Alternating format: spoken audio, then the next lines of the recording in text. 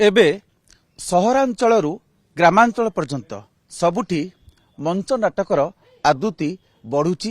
विभिन्न स्थान रे विभिन्न संस्था पक्षर मंच नाटकर आयोजन करा जाउची। तेबे वर्तमान परिप्रेक्षी रे मंच नाटकर स्थिति कौन आउ भविष्यत कौन से संपर्क में आलोचना करने आम सहित रही वर्षियान अभिनेता तथा निर्देशक धीर मल्लिक। आज्ञा नमस्कार। नमस्कार। मंच नाटकर आज स्थिति कारण सारा जीवन आपण नाटक पई समर्पित आपण मु जानबारे आपण परिवार भी ए नाटक को लेकिन आपण परिवार वर्तमान आपण कस्टमर अछंती नाटक पई वर्तमान परिप्रेक्षी रे मंच नाटकर स्थिति कौन? आग अपेक्षा मंच नाटक वर्तमान लोकंक द्वारा आदृत होईची एवं बहुत जगार विभिन्न सहर रे वर्तमान नाटक महोत्सव मान अनुष्ठित होउची। एई जेमिति आज हीराकुद रे ये होउची हीराकुद द्वितीय नाट्य महोत्सव। तेणु आमे देखिबारे हीराकुद हो किंबा झारसुगुड़ा हो किंबा कोरापुट हो किंबा बलांगीर हो बालेश्वर हो कलाहांडी भवानीपाटना हो तेणु मंच नाटक वर्तमान लोक मानू आकृष्ट करिछि, लोक आदृति पाइछि एवं बहु परिमाण रे बढ़ी जाइछि। प्राय ओडिशा रे 200 रु अधिक नाट्य अनुष्ठान काम करूछन्ति। आगरू आमर 1976 मसीह जितेबले आम नाट्य अनुष्ठान हैला सेतेबले भुवनेश्वर रे 3टी थिला। सारा ओडिशा रे आपण देखिबे 10टा कि 11टा नाट्य अनुष्ठान थिला, किंतु वर्तमान 200 रु 230 पर्यंत नाट्य अनुष्ठान काम करुछि एवं बहुत नाटक होउछि। तेणु ओडिया नाटक रो भविष्यत उज्जवल बोली मु कहिबे। किंतु गोटे पक्षर जदि गोटे सकारात्मक दिग हो पारे जो अधिक आयोजक संख्या बढ़ुची, अधिक कलाकार अंशग्रहण कर पक्षरे मंच नाटक को लेकिन ये पेशादार कलाकार कहीं सृष्टि हो पारना बा मुंबई बा कोलकाता भली सेठ जमती नियमित फिल्म भाया से मंच नाटक अभिनीत होची दर्शक आदृति रही कहीं हो पारना। सेटार गोटे कारण होची आपण देखंतु आमर कलिकता हो मुंबई हो दिल्ली हो बांग्लोर हो मद्रास हो सेठी थिएटर चली टिकेटेड शो होची। हेटा गोटे होची कॉस्मोपॉलिटन सिटी। कॉस्मोपॉलिटन सिटी रो गोटे लक्षण होची प्राय प्रत्येक दिन 5 लाख रु 6 लाख लोक जीवा आसीबा करंती। तेणु सेमाने जेतेबेले ट्रांजिट रे जाउचंदी कलिकता रे गोटे नाटक कौन होची टिके देखिकी जीवा, कारण सिनेमा चारिआडे होची किंतु कलिकता नाटक कौन होची टिके देखिबा। बॉम्बे रे आमे जेतेबेले जाउचु कलिकता आमे सेठी गोटे नाटक देखुचु, सेही भलिया बहुत लोक विभिन्न आडू आसुचंदी नाटकटे देखिला बेलकु सेठी टिकेटेड सेल होची। तेणु लोक सेठी देखुचंदी। मेट्रो सिटी कथा कहउचंती किंतु बहु पूर्वरु ओडिसा तो होतला अन्नपूर्णा रंगमंच सेठी मध्ये नियमित नाटक प्रदर्शन होतला। सेटा होची सेतेबेले 1940 मसीहा रु 1970 मसीहा पर्यंत सेटा गोटे थिला आम थिएटर रो गोल्डन पीरियड। से जगह रे कथा होची कोन सेतेबेले जो नाटक होउतला सेतेबेले गोटे माने भल कहानी भित्तिक नाटक होउतला, भल अभिनेता माने अभिनेत्री माने थिले, किंतु सेतेबेले टीवी आउ ये जो सिनेमा एते एते बहुल भाव रे चाली नथिला। जेहेतु एंटरटेनमेंट रो अन्य किसी दिग नथिला तेणु नाटक एकमात्र दिग थिला, इवन कि यात्रा मध्य नथिला। तेणु सेतेबेले लोक माने टिकेट करिकी लाइन देइकी सेतेबेले गोटे गोटे नाटक 100 दिन 115 दिन चालुथला। किंतु जेतेबेले टीवी आउ सिनेमा आसिला धीरे धीरे पेशादार रंगमंच गुड़िक मौली गला। तापर आसिला ए जो ग्रुप थिएटर। ग्रुप थिएटर रे अभिनेता अभिनेत्री माने निजे चलिबा कष्टकर, नाटक को नहीं चलिबा कष्टकर। एइथि पई नाटक रे पैसा नाही एवं आम सरकारंकर से भली प्रोत्साहन नाही, नाटक अनुष्ठान मानकु से भलिया सहाय्य नाही। पेशादार मंच कलाकार पई पेशादार कलाकार हेई पारु नाहंती। एइथि पई जेतेबेले जेटु नाटकटे होउची सेठी सेते पैसा से अनुष्ठान तांकु देई पारिबो नाही। पुओ पिला माने से अनुष्ठान पैसा पाती नहीं, झील पिला पाती, आउ जो माने मंच सजाती से माने पाती, म्यूजिक पाए, यही माने मेकअप पाए, କଷ୍ଟ୍ୟୁମ ପାଏ, ନହେଲେ ଆମର ଯୋଉ ପୁଅ କଳାକାର ମାନେ ରହିଲେ ସେମାନେ ପଇସା ପାଆନ୍ତି ନାହିଁ। କୁହାଯାଏ ଏଇ ମଞ୍ଚ ନାଟକ ମଞ୍ଚ ହଉଛି ଗୋଟେ ଏନ୍ତୁଳିଶାଳା ଅଭିନେତା ବା ଅଭିନେତ୍ରୀଙ୍କର ଏଇଠି ଶିଖିବାର ଯଥେଷ୍ଟ ସ୍କୋପ ରହିଥାଏ। ଫିଲ୍ମ କୁହନ୍ତୁ, ସିରିଏଲ କଥା କୁହନ୍ତୁ, କିନ୍ତୁ ଯଦି ଏଇ ଦିଗଟି ବା ମଞ୍ଚ ଯଦି ରୁଗୁଣ ହେଇଯିବ, ମଞ୍ଚ ପ୍ରତି ଅନାଗ୍ରହ ପ୍ରକାଶ କରିବେ ନୂଆ ପିଢିର ଯୌବନ କଳାକାର ମାନେ, ତାହେଲେ ଗୋଟେ ଭଲ କଳାକାର ଉତାରିବା ବୋଧେ କଷ୍ଟକର ହେଇ ପଡିବ। ନା, ମଞ୍ଚ ହଉଛି ଅଭିନୟର ଜନନୀ। ଏଇଟା ହଉଛି ସତରେ ଏନ୍ତୁଡ଼ିଶାଳ। ଯେତେବେଳେ ସିନେମା ନଥିଲା, ସିରିଏଲ ନଥିଲା, ଯାତ୍ରା ନଥିଲା, ସେତେବେଳେ ଅଭିନୟ ମଞ୍ଚ ନାଟକ ଥିଲା। ଯେକୌଣସି ଜାଗାରେ ମୋର ଗୋଟେ ଅଭିନୟ କରିଦେଲି, ମୁଁ ଦେଖେଇଦେଲି କେମିତି ବାଘ ଆସିଲା, କେମିତି ତାକୁ ମୁଁ ଶିକାର କଲି, ସେଇ ଯୋଉ ଅଭିନୟ ଦେଖେଇଦେଲି ସେଇଟା ହେଇଗଲା ମଞ୍ଚ, ସେଇଟା ହେଲା ଅଭିନୟ। ତେଣୁ ସେଇଠୁ ଡେଭଲପ କରିଛି ଧୀରେ ଧୀରେ ମଞ୍ଚ ନାଟକ, ଲୋକନାଟକରୁ ଆସିଛି ବର୍ତ୍ତମାନ ଆଧୁନିକ ନାଟକ, ତାପରେ ଆସିଛି ସିନେମା ସିରିଏଲ, ଯାହା ହେଲେ ବି ତାପରେ ପରେ ଆସିଛି। ତେଣୁ ନାଟକ ହେଉଛି ଅଭିନୟର ଜନନୀ। ତେଣୁ ଯେଉଁମାନେ ବର୍ତ୍ତମାନ ନାଟକରେ କରୁଛନ୍ତି, କିଛି ଦିନ ପରେ ସେମାନେ ସିରିଏଲକୁ ଯାଉଛନ୍ତି, ସେମାନେ ସିନେମାକୁ ଯାଉଛନ୍ତି, ସେମାନେ ଯାତ୍ରାକୁ ଯାଉଛନ୍ତି। ଏଇଠି ମୁଁ ଆଉ ଗୋଟେ କଥା କହିବାକୁ ଚାହିଁବି, ବୋଧହୁଏ ସମସ୍ତଙ୍କର ମନସ୍ତାତ୍ତ୍ୱିକ ଭାବେ ଏମାନେ ଏହା ଭାବୁଛନ୍ତି, ନୂଆ ପିଢ଼ିର କଳାକାର ହୁଅନ୍ତୁ ବା କଳାକାର ମାନେ, ଯେ ଆମେ ଯଦି ସିନେମାରେ କରୁଛୁ ବା ସିରିଏଲରେ କରୁଛୁ, ବୋଧହୁଏ ଅଭିନୟ ଜୀବନର ସାର୍ଥକତା ସେଇଠି ଯଦି ଆମେ ଫିଲ୍ମରେ କାମ କରୁଛୁ।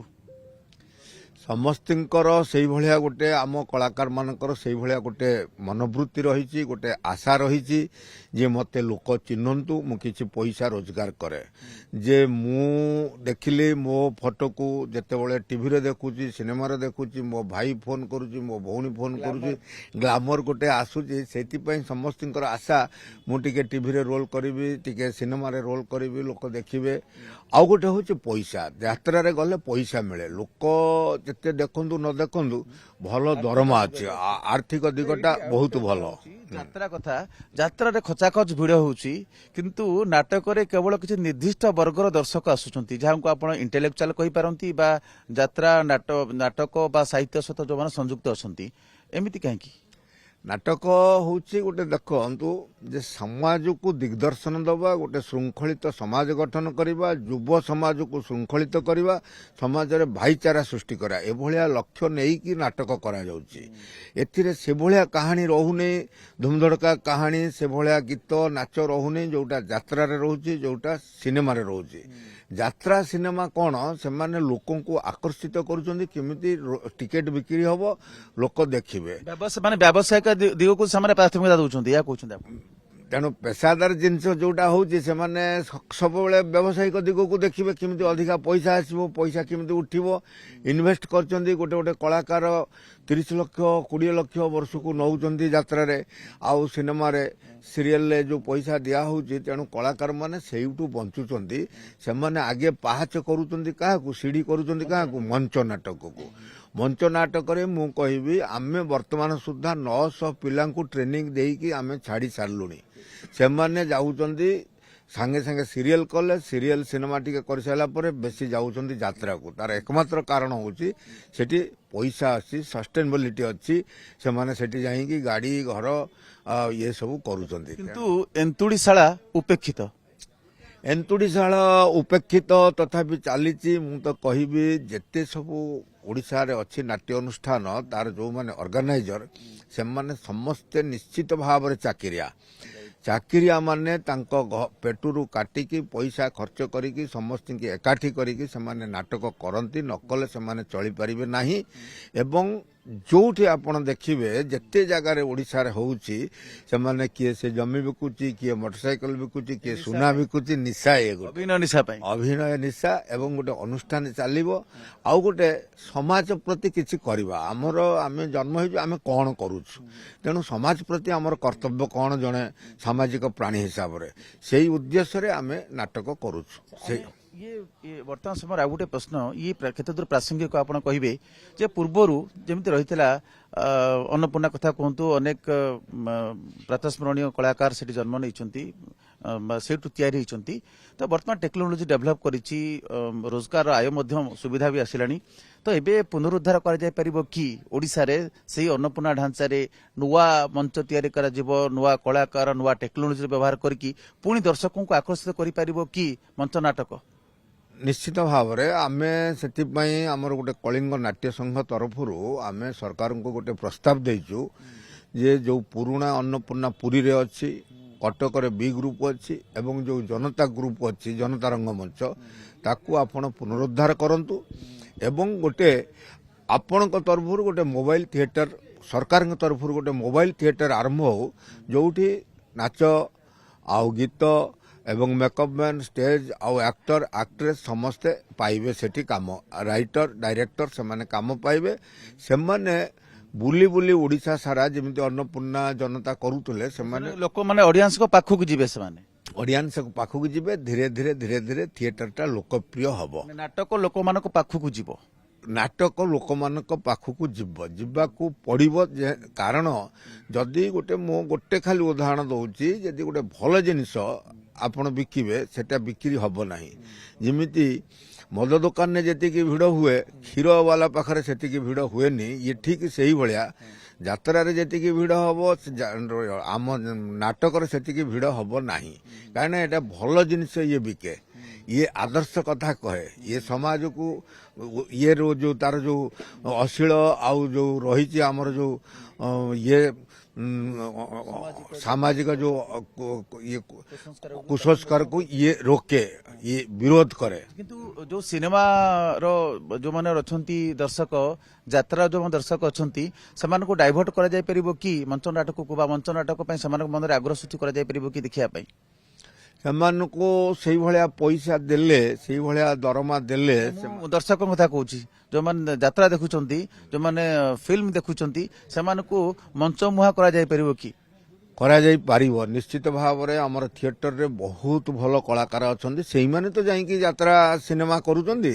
ତେଣୁ ଥିଏଟରରେ ବହୁତ ଭଲ କଳାକାର ଅଛନ୍ତି ଯଦି ସରକାର ସେଭଳି ଗୋଟେ ମୋବାଇଲ ଥିଏଟର କରନ୍ତେ କଳାକାରଙ୍କୁ ସବୁ ବାଛିକି ନିଅନ୍ତେ ଆମର ଯେମିତି ସଙ୍ଗୀତ ମହାବିଦ୍ୟାଳୟରେ ଅଛି ଆମର ଗୋଟେ ନାଟକ କଲେଜ ଅଛି ଆଉ ସଂସ୍କୃତି ଆମର ଯେଉଁ ବିଶ୍ୱବିଦ୍ୟାଳୟ ଅଛି ସେଥିରେ ନାଟକ ବିଭାଗ ଅଛି ବା ଏନ୍ଏସ୍ଡିରୁ ବହୁତ ପିଲା ପାସ୍ କରିକି ଆସୁଛନ୍ତି ଆହୁରି ଆମର ଯେଉଁ ମଧ୍ୟପ୍ରଦେଶ ସ୍କୁଲ ଅଫ୍ ଆକ୍ଟିଂରୁ ବି ଓଡ଼ିଆ ପିଲା ସେଠି ପାସ୍ କରିକି ଆସୁଛନ୍ତି ସେମାନଙ୍କୁ ଯଦି ନିଆଯାଇକି ଗୋଟେ ଟିମ୍ କରାଯାଏ ଏବଂ ନାଚ ଗୀତର ଭଲ ଭଲ ଡ୍ୟାନ୍ସ ଡିରେକ୍ଟର ଭଲ ଭଲ ମ୍ୟୁଜିକ୍ ଡିରେକ୍ଟର ୟାଙ୍କୁ ସବୁ ନିଆଯାଏ ତାହେଲେ ଅତି ସୁନ୍ଦର ନାଟକ ହୋଇପାରିବ ଏବଂ ନିଶ୍ଚିତ ଭାବରେ ଲୋକ ଆକର୍ଷିତ ହୋଇକି ଆସିବେ ନିଶ୍ଚିତ ଭାବରେ ଧନ୍ୟବାଦ ଆପଣ ଶୁଣୁଥିଲେ ଧୀର ମଲ୍ଲିକ ଯେ କି ବର୍ଷିୟାନ କଳାକାର ଅଭିନେତା ଏବଂ ନିର୍ଦ୍ଦେଶକ ମଞ୍ଚ ନାଟକ ସମ୍ପର୍କରେ ଯଦିଓ ଏହା ଏକ ବ୍ୟାପ୍ତ ବିଷୟ କିନ୍ତୁ ସଂକ୍ଷେପରେ ତାଙ୍କର ମତାମତ ରଖୁଥିଲେ ଏବେ ସମୟ ଆସିଛି ପୁଣି ଥରେ ମଞ୍ଚ ନାଟକକୁ ଫେରିଆ ଆଣିବାକୁ ପଡ଼ିବ ଏବଂ ଦର୍ଶକମାନେ ଯାହାକି ପୂର୍ବରୁ